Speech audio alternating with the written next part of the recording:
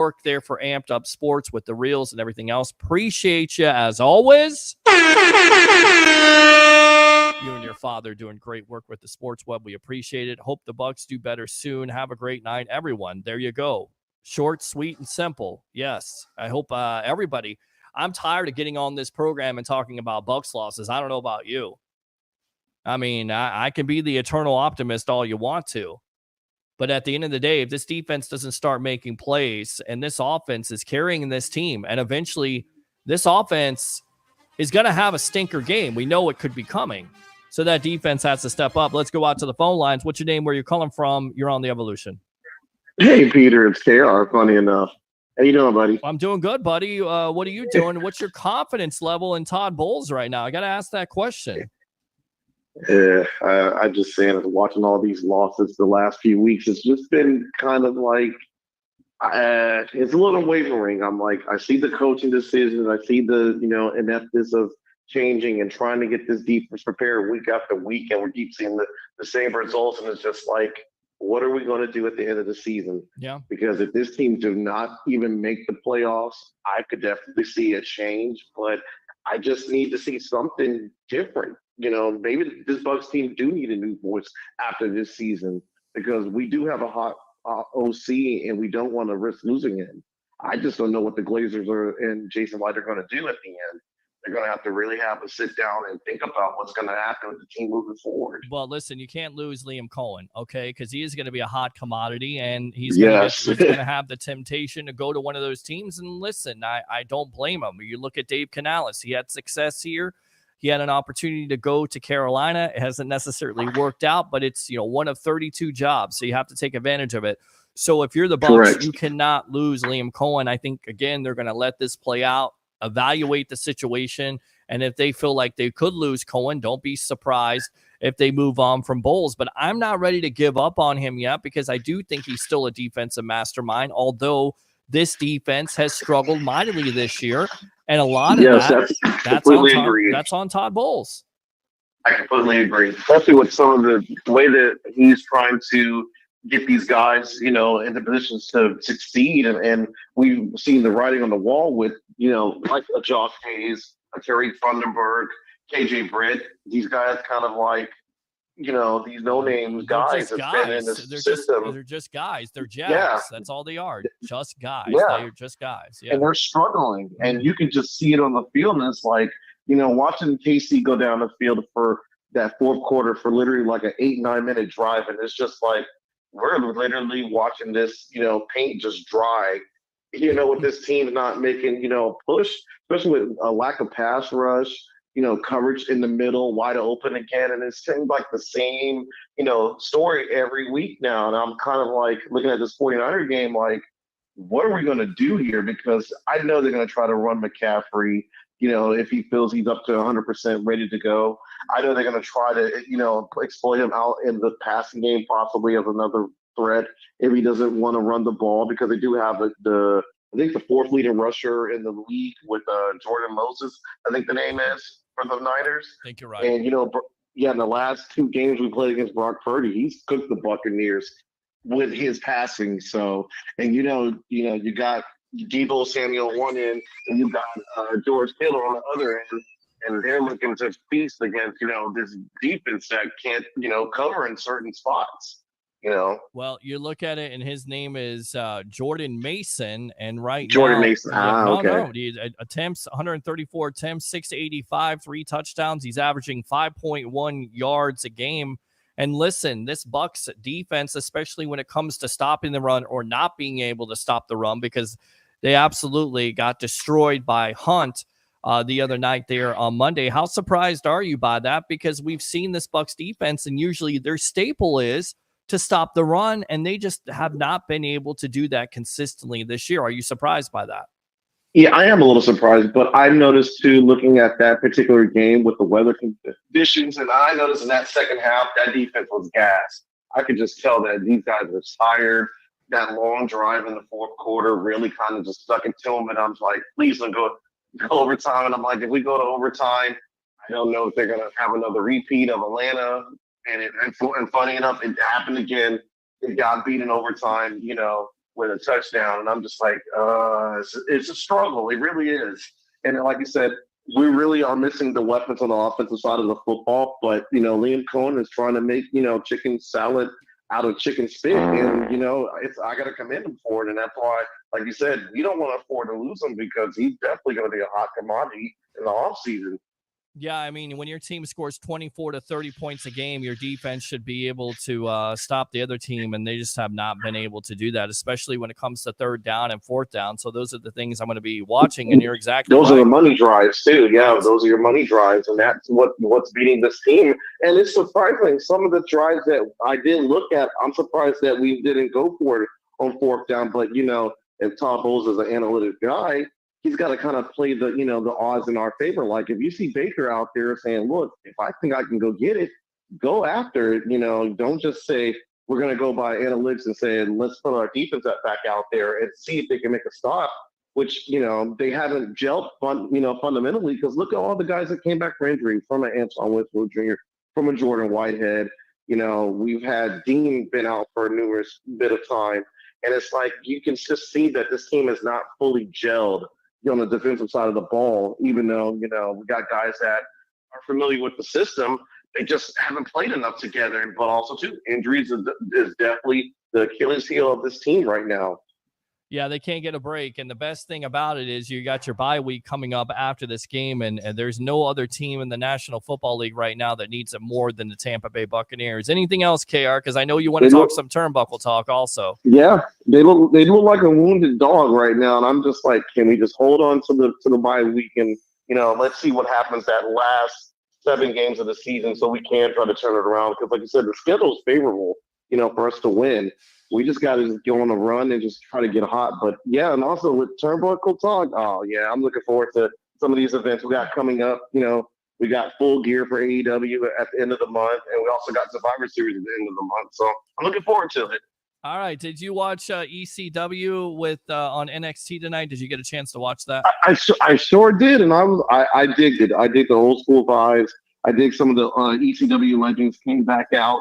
I was just looking for one person in particular, and they didn't show up. And I'm like, oh, that was a missed opportunity. I really wish Paul Heyman would have showed up tonight, and that was a person that they could have got back for sure. Because I know the fans definitely would have loved that throwback to ECW for sure. Well, here's the thing: like you're doing an ECW show. Did Sandman show up tonight? So how do you do an ECW show without Sandman or Sabu or Sabu? Right, or Tommy Dreamer, and of course, the answer would be they're in other organizations, but especially Paul Heyman, the wise man. But of course, he's in exactly, and he's the Hall of Famer currently. Right. Yeah, and he's currently a Hall of Famer. Well, they take advantage of it. They have to sell the storyline of the Bloodline. They're going to bring him back eventually. Where the payoff of that's going to be amazing. All right, KR, appreciate the time, man. Use that second call if you want to. All right. Yes, sir, brother. It's good talking to you there, Peter. Thank you again, man. Let me give you the Ric Flair. Woo! All right, good stuff, my friend. Open phone line, 727-255-0391. It's 727-255-0391. It's the Sports Web. I'm your host, Peter Blake. Let's go out to the bodyguard of the bird, Mr. Ralph Williams, right there, as we shift into turnbuckle talk. But let's talk about your favorite team right now, the Pittsburgh Steelers. Give me a run on how they're doing, my friend. Welcome to the Evolution. Oh, thank you, Peter. It's been a few weeks back. I had some issues with my eyes, and I know you were moving, so it's great to hear you're in Tampa there. The Steelers are doing pretty well. They made a trade for Mike Williams, Preston Smith as well. They need some depth help on the defensive line and also at linebacker, so Preston Smith will fit in there. And then they brought in Mike Williams to complement George Pickens, and I think it's a good trade. We'll get those draft picks back. Omar Khan, they call him the Con Man. He's really good at what he does, and I think he's going to be able to get us back our draft picks that we got rid of. But Wilson is doing really a tremendous job with the leading the team at quarterback. Russell Wilson. And, there's question marks about Justin Fields, whether or not the Steelers are going to keep him or they're going to trade him or what they're going to try to do. He doesn't have a contract at the end of the year, and neither does Russell Wilson. Steelers got to do something. They got to pick one or try to sign both, which I think will be impossible. rework some contracts, do something. They have to keep some of these guys. Ever since Ben left, we've had bad luck with quarterbacks. We had Kenny Pickett and we had Mitch Trubisky, and it's just been a mess.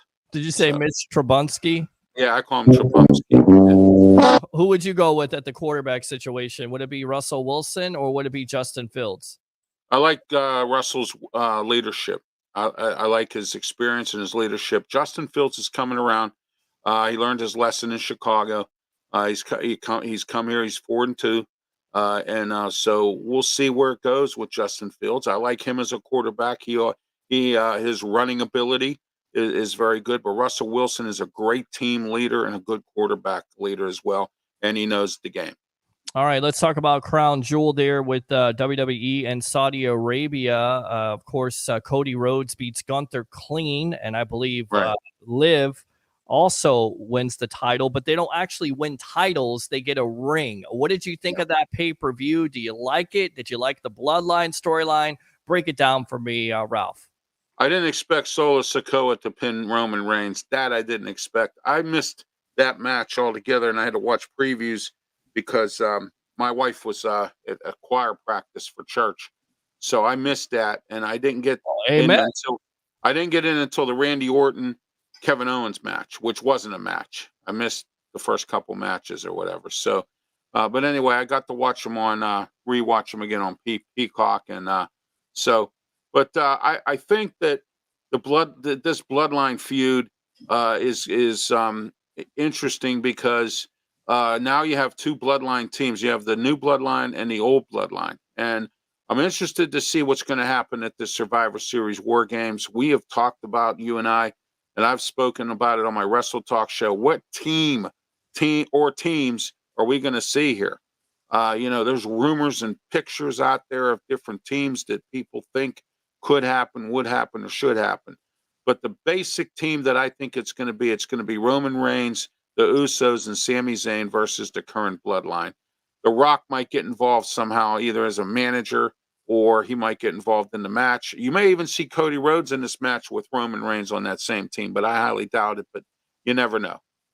Yeah, that was also the highlight there. Sami Zayn accidentally kicked Roman Reigns, and of course the Usos confronted him the other night. A lot of people thought Zayn was going to go heel because he was talking to Solo Sikoa. But of course, he showed his true colors, slammed Sikoa. He's a part of the Bloodline. I mean, what do you think of this whole storyline? Is it going to work out? Are they going to continue to have drama here with Sami versus Roman Reigns?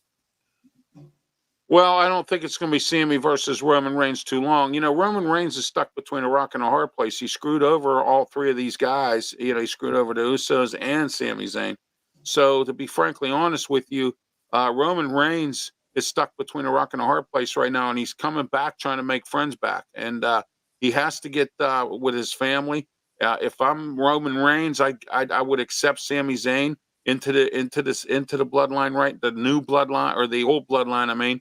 And I would go from there because he has nobody else. I don't think he has any other friends at this point, and that would help him right now. Yeah, and even Sami, he confronts Jay, says, I can't believe you're joining up with these guys. You went on your own, but it definitely makes sense. Let's go out to Christopher Cole here, one of the great web heads of this show. I was hoping that it was Tiffy time to make it to a triple threat match at Crown Jewel. Were you surprised that it's not Tiffy time at this point? When are they going to put the title on her? When is she going to cash in here? What's going to go on with Tiffy? Well, you have Liv Morgan and you have Nia Jax. One of them is going to be out for the count. I don't think Liv Morgan is going to be. It's going to be hard to get the title from her when you got Raquel Rodriguez as her bodyguard and Dirty Dom always sticking his nose in everybody's business when it comes to Liv Morgan's matches. They try to put him up in a shark cage and then now they took Rhea Ripley out again. Whoever goes up against Nia Jax and puts her down, I think that's when Tiffy's going to make her move. I think she'll screw Nia Jax over. Liv Morgan, I don't see her doing it too because I don't think she's going to be able to. It's a good point. All right, let's go out to Shooter and Stash here. Thank God you're talking wrestling. I'm still not over Monday Night Football. Listen, you can talk about it. You can vent on this show. Open phone line, 727-255. It's sad to hear about that overtime loss, by the way. I mean, listen, I got to get your opinion on this because to me, I just don't understand it. If Todd Bowles and his comments were, the offense has the momentum. The reason why you don't go for 2 is the wet conditions. But if you're saying your offense has the momentum, why not go for the 2-point conversion? What do you say? I say he played the conservative game, and he shouldn't have done that at that point in time. If you need 2 points, you need to go for it. I mean, I don't care what kind of weather conditions you have. You can go. I'm sure that the offensive coordinator. I can't remember his name off the top of my head. The new guy, Liam Cohen. Liam Cohen. Yeah. I knew it was Liam, but I couldn't remember his last name. So anyway, he, when Liam Cohen needs to come up with something to get that 2 points, because as they say, this is a game of inches, and you need to get every inch you can get out of this game to win the game. And I think Todd Bowles played to lose and didn't play to win. That's what I think. And there's a lot of the fan base that feels the same way. And look, yeah. I think he's going to be evaluated. Hopefully, this team can turn it around, but he's got to take chances. He's got to be more aggressive. I get it. He's a defensive-minded coach, but at that point, if you feel like let your offensive coordinator coach the game. You know what I mean? If you're a defensive coach, you need the best offensive coordinator you can find and have him coach the game. If you don't know anything about the offense, or you don't choose to stick your nose in it, and let him make the calls and the plays. That's what you need to do. Well said. All right, let's go out to Shooter and Stash here. The wet conditions, get the F out of here. That's just an excuse. I mean, he could have went for the 2-point conversion. If Baker Mayfield's has come around as a good quarterback. It's just sad that you guys have had some sad losses. I mean, the Steelers are in the same boat, but I'm just saying Tampa Bay's had some sad losses. I rooted for you guys Monday night. I want to see Kansas City get an L. But that didn't happen. So yeah, it definitely didn't happen. And a lot of fans would mention, the calls once again going against the opposing team, especially with the face mask. That wasn't. It was probably holding, but it went against them. And then the false start, you showed that on the touchdown drive. That once again, the refs, they just need to go to lens crafters at this point. I mean, they just it's terrible. The officiating is awful. I mean, it really is in both college and the pros. It's worse in college. The ACC, they need to review their officials because they've screwed Pitt over so bad on so many games with some bad calls, and it's constant. Now we have a new athletic director, Alan Green. He came from Tennessee. Maybe he'll step up and say something to the ACC, because our last athletic director didn't want no part of it. Well, they just need to start firing guys. I mean, Roger Goodell, you miss the call, you get fired, you get fined. I mean, that's how you're going to be able to correct that mess. I can't figure out, Peter, how in the world officials get to do whatever they want, and you can't make a comment without getting a fine, or you can't say anything, or you can't even spit in their direction. And then, and the league wants to fine you for that. They're not indestructible. They're not heroes in any way. So I don't understand it. And they make good money, because we just lost our police chief to the Big Ten basketball referee for $3,000 a game. So they make good money. So it's not like they don't. All right, let's go back out to Shooter and Stash here. Let's read what he has to say. Don't worry, Peter. We are drawing up a Todd Bowles. I'm looking forward to that. I'm looking forward to being a part of that cartoon. Once again, everybody liked that. I love voicing and being a cartoon. A lot of people think I'm a Looney Tune already. That's what we do here. Let me say this real quick. Yes. Todd Bowles wouldn't be a head coach in this league at all if it wasn't for Bruce Arians. Okay, because he worked under Bruce Arians for so many years, and you think he would learn a little bit more from what he had to have educated himself from Bruce Arians. I mean, Bruce Arians is not a hard guy to learn from. So I mean, Todd Bowles, I've said this many times. Some people can bake a cake and some people can't. Some people can be coordinators. Some people can be head coaches. Look at Dennis Allen. That I said Dennis Allen was a terrible head coach. The Saints should never hired him. And guess what? I was right. And now he's been fired from his second team as a head coach. He's been fired from his second team, along with having the same quarterback that he got fired from with the Raiders and Derek Carr. Exactly. So definitely has not worked out for him. This guy sucks. All right, so open phone lines. Well, I root for the Buccaneers because of the 3 Pitt players: Cansey, Whitehead and Selassie Dennis. Well, you like to have Dennis right now because that would solidify the linebacking situation. He hurt or something? He is hurt. He's most likely going to be out for the year. You have Whitehead, who's been disappointing, and Kancey started to come around on Monday night with 2 sacks. Going back to turnbuckle talk here in WWE. Yeah, sure. Let's do it. Yeah, November 2nd, Bill Goldberg announced that he would make a retirement match on WWE television next year on the SEC network. He said, here's the deal. The news of the day is that per 3 executives, Nick Khan, Chris LaGentel, and Paul Levesque, of course, Triple H, in 2025, Goldberg is having his retirement match. Now, Goldberg has said over and over again that he feels like WWE, Vince McMahon, namely, screwed him over out of a retirement match. First and foremost, in your opinion, it looks like it's going to be Goldberg versus Gunther. Take my money, or you don't care about this match? I think Goldberg's going to win this match because it's his retirement match, okay? He's had some bad matches lately. I mean, he lost that one to The Undertaker, and then there was, that one other match he had that was just awful. It was terrible. It was an atrocious match versus The Undertaker, and he actually nearly killed The Undertaker there because the way he slammed him down, and it was awful. It was an awful match. And listen, it was. Guys stay at the dance too long. And I love Goldberg, and I think his history and his legacy speaks for itself. He's a Hall of Famer in WWE. Nobody's ever going to forget his streak. Is he the greatest wrestler of all time? No. Was he a great character at the time for WCW and a great gimmick? Absolutely. Did it translate over to WWE? Maybe not. But once again, he's a Hall of Famer. So what do you have to prove, Goldberg? So I think, he's doing it for money because I know one thing. He hasn't acted lately. That I do know.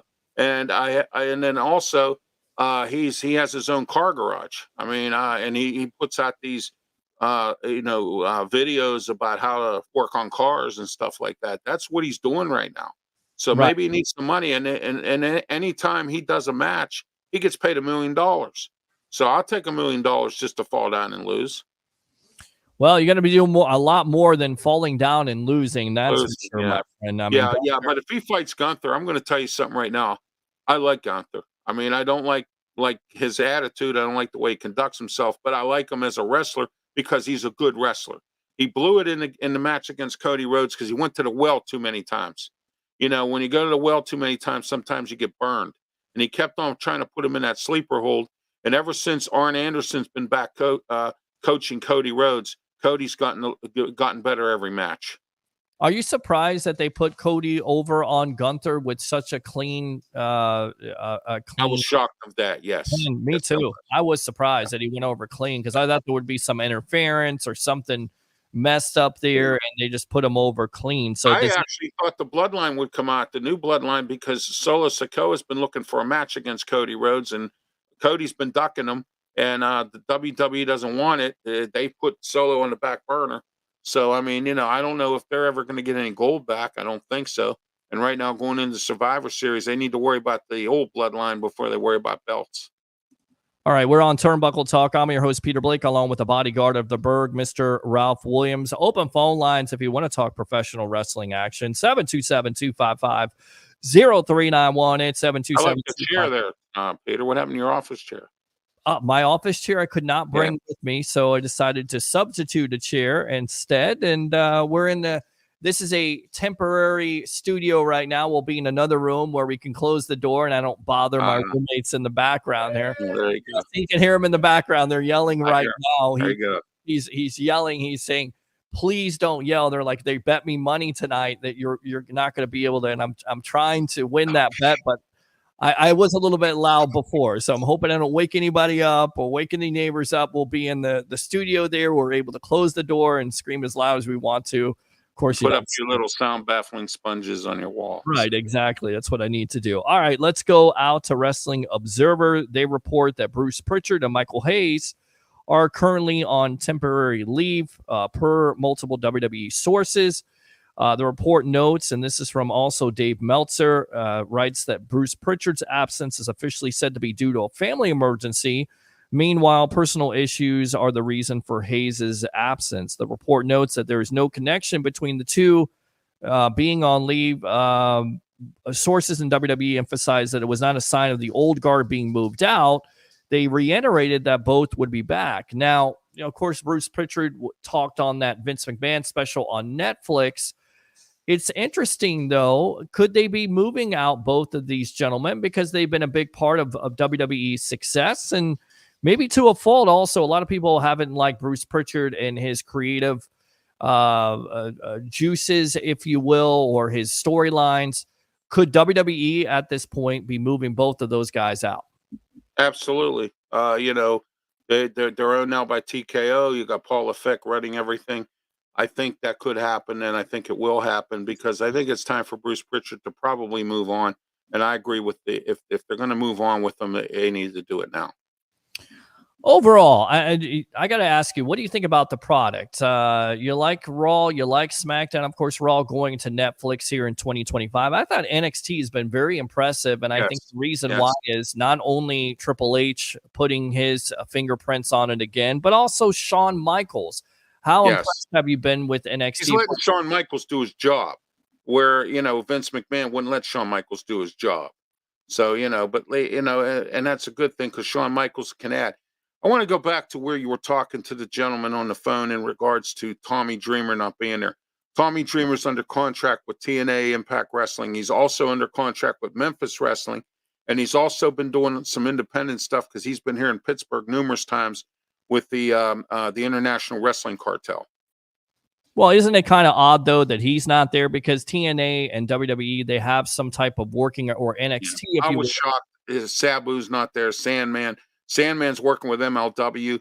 I think Sabu's just, going around the country in independent shows. Yeah, you had Tommy, you had Rob Van Dam tonight get attacked. I thought that was interesting. And he had Bubba Ray, a.k.a. Bully Ray. Of course, he does his own wrestling podcast. I had the privilege of meeting him. Oh, yeah. How was that for you? Go ahead and talk about that a little bit. It was nice. He was working for ROH as a wrestling instructor. And I met him at an ROH event here when it was the old ROH, and they used to tape their events here in Pittsburgh. I worked security at the Stage AE, where they used to do their events until COVID hit. And then I met Tony Atlas. I met the Young Bucks. I met Cody Rhodes. In fact, I met Cody Rhodes twice. I met him once with ROH and once and he remembered who I was with AEW when they had their very first event at the Peterson Event Center here in Pittsburgh.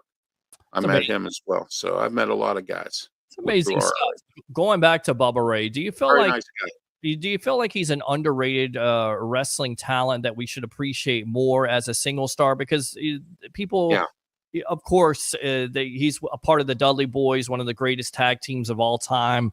24 or 25 world tag team titles with multiple organizations, of course, with ECW starting out, WWE, and then TNA. But as a single talent, do you feel like he's an underrated? Yeah, he is. He's a good singles talent as well. I'm actually quite surprised Devon Dudley came back. He said he was never coming back to wrestling, and I'm quite surprised he came back.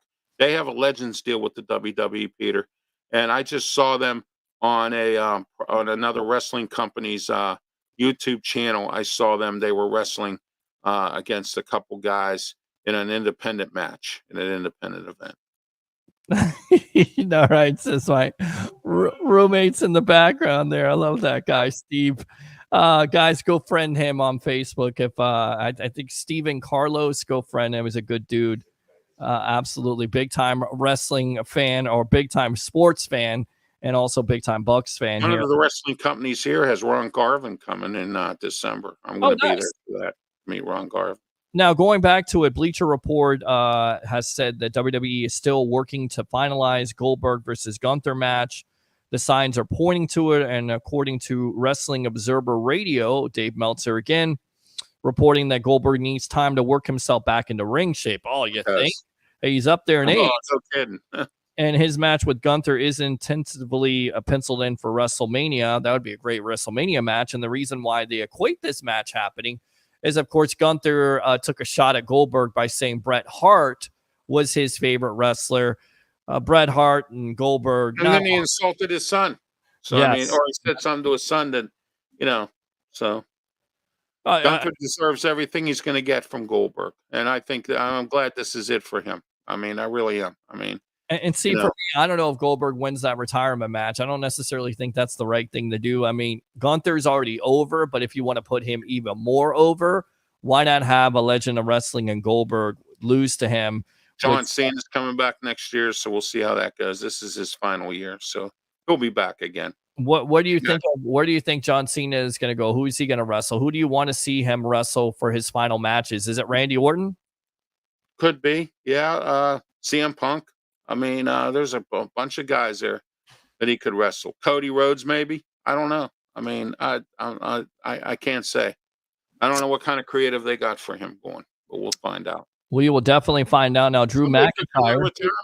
I mean, somebody could come out of retirement that he's fought. Maybe Cena and The Rock.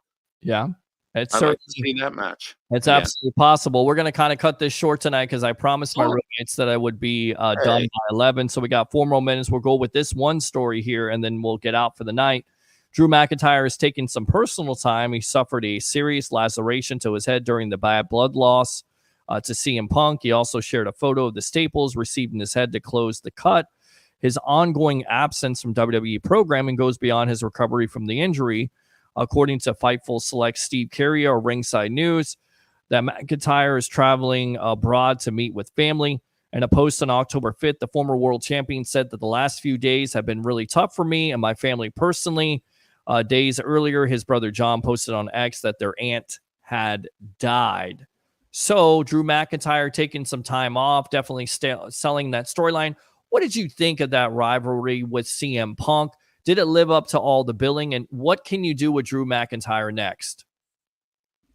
I don't know. I can't say. I'm not sure. I don't know what they're going to do with Drew McIntyre at this point. But I think that the rivalry needs to end. I think it dragged on too much. Both of them getting hurt in and out kind of stalled things. I would have loved to have seen them both fighting in some matches and not have to stretch it out as much as they did. I know CM Punk's not – I don't think right now he wants to work full-time. He's still out of shape a little bit. I think he needs to really get back into some ring shape, as far as that goes. But Drew McIntyre, I don't know. They've done everything they can with him, so we'll see. All right, let's go out to this comment, and we'll wrap it up for the night for Turnbuckle Talk. I can't wait to see the tag team match between Liv and her partner, I forget her name, Raquel Rodriguez, versus the tag team champs and Jade and Bianca Belair. What do you think about that tag match? You're looking forward to seeing that? I would like to see the match, but I have a bad feeling if they lose Belair and Jade, I think that they're going to split up and Jade's going to screw over Belair. That's what I think. Well, I think that's eventually going to be a WrestleMania match there. All right, Terrell, appreciate the time. Go ahead and promote yourself here on The Evolution. I have you can catch me on YouTube, Facebook, LinkedIn, Tumblr. I also have 2 radio shows on 1250 AM and 92.5 FM. The Answer here in Pittsburgh. One's the Ralph Williams Show, which will debut Saturday at 8 a.m. And then from 2 to 3 p.m., the Sports Corner radio show. I told everybody I was coming back. It's me, Ralph Williams, Smoking Jim Frazier, Claudia Rosano, and Luther Dupree. And that's from 2 to 3 p.m. on The Answer as well. And I just found out tonight that my External Bum show on Saturday morning will be simulcasted on the Huddle Sports Network on Roku. Congratulations, my friend. Just killing it as always. The bodyguard of the Berg, Mr. Ralph Williams, thanks a lot for your time here on the Sports Web. All right, boss? All right. Have a good one with your temporary studio. Hope you get everything organized and back up and running.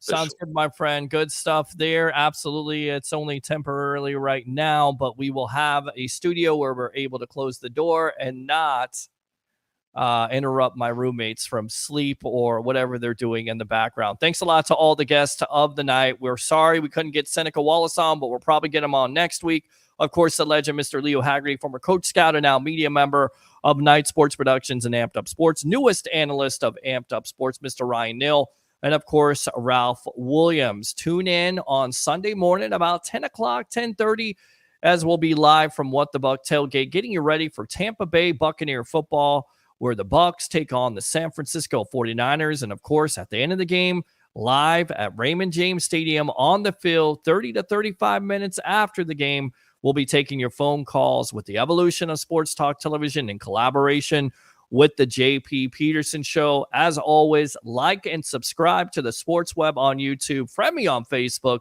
at Peter H. Blake, and do 3 things. We're trying to keep it down because people are sleeping in the background.